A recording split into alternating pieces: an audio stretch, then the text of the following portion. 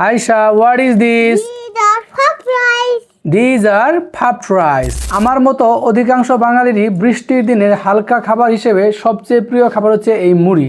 আর এই মুড়িটি প্রস্তুত করা হয়েছে পেঁয়াজ এবং কাঁচামরিচ দিয়ে। আজকে আমরা এই খাবার সম্পর্কিত ইংলিশ শিখব ইনশাআল্লাহ। মুড়ির ইংলিশ হচ্ছে puffed rice, puffed rice। আর এই যে কাঁচামরিচ এর ইংলিশ হচ্ছে গ্রিন চিলি, গ্রিন চিলি। আর পেঁয়াজের ইংলিশ হচ্ছে onion, onion.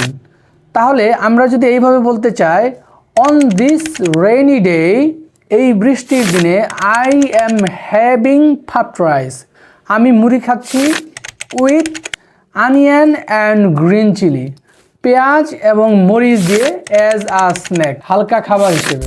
On this rainy day I am having puffed rice with onion and green chili as a snack। অর্থাৎ এই বৃষ্টির দিনে হালকা খাবার হিসেবে আমি পেঁয়াজ এবং মরিচ দিয়ে মুড়ি খাচ্ছি।